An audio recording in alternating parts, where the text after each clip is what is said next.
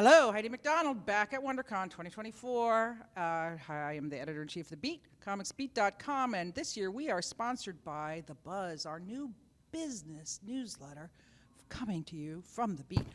Okay, real shock surprise. We didn't have this on our schedule, but we're doing it now. And so tell me your name and what you do. My name is Doc Wyatt, and by day I'm a TV animation writer and producer, but I am also one half of Wandering Planet Toys. And you're holding in your hand a prisoner toy of number 6, and you are? Hey, so I'm Gavin Hignight. I'm the other half of Wandering Planet, and as well, day job, writer, producer, TV animation, but Doc and I just huge Prisoner fans and huge toy fans, and so this kind of started to naturally evolve. So I found my people, finally. I found other Prisoner fans. If you've been reading The Beat, you know it's my all-time favorite TV show. I know I'm staring directly into the camera, but I am giving you my confessional now that I saw this show when it first aired, and it scared me so much I threw up, you know, and it became like a thing in my family. Like, remember that weird show that was on? And I've rewatched it several times, and every time more impressed by the amazing image. And, you know, okay, the last 3 episodes. Yeah. Absolutely. So Fallout. good. I almost got in a fist fight with someone at Comic-Con San Diego about that, where they said, oh, well, Prisoner, great show until that terrible final episode. And I almost fought him. Can you imagine what it was like when it actually came out, though? I mean, people were just baffled. My grandparents sat there and were like, yeah. okay. It's abstract, it's weird, it's mind-blowing, and it is also absolutely perfect. So what was, I want to hear both of you, what was your first experience with The Prisoner? So I came to The Prisoner much later in life. I actually found it streaming.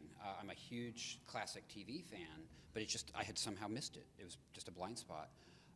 And I was in a room on a show, a writer's room, and our boss was like, it had somehow come up because he was a fan, and he said, you have to watch the opening credits.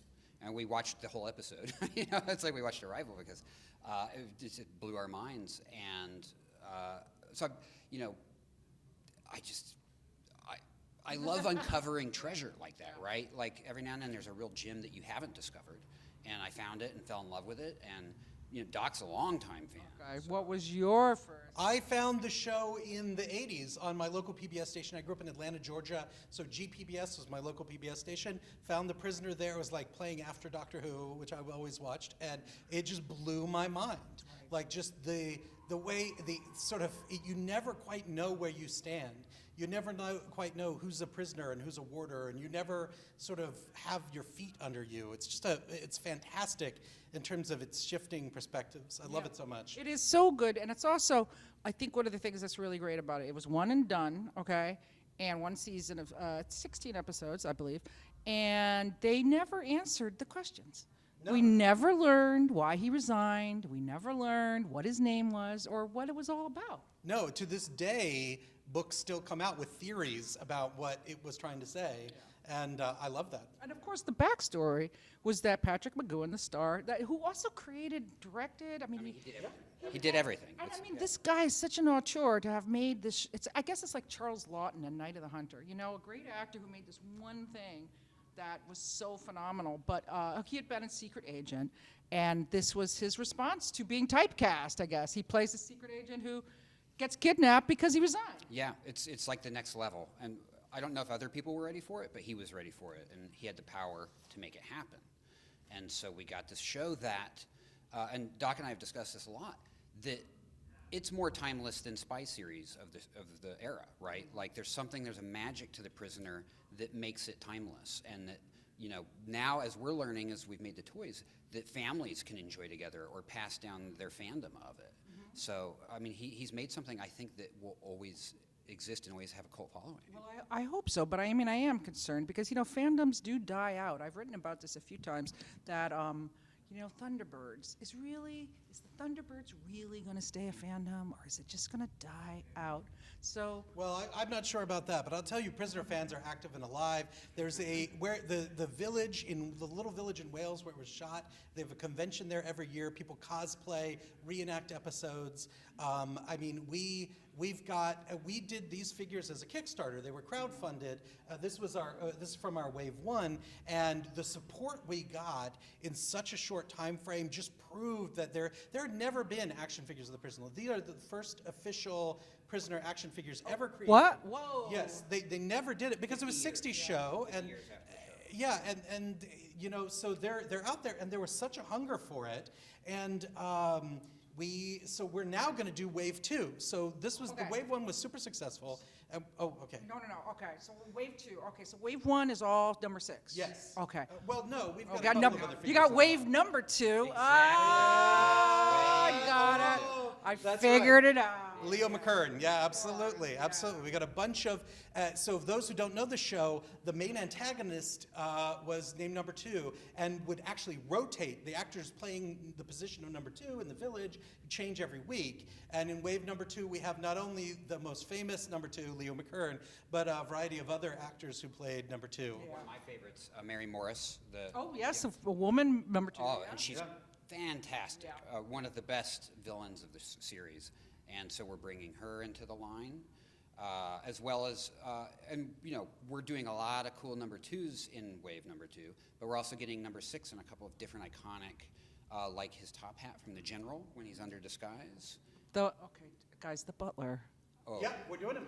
We're doing the Butler. we couldn't make the series. Yeah, we couldn't make more toys and not make the Butler. Yeah, of course. I mean, that's the essential, Yeah, you know. he hangs out with Leo McKern. Yeah. Yeah, they're going to be packaged like this in an episode-specific 2-pack, and it'll be Leo, the Butler, and that awesome umbrella.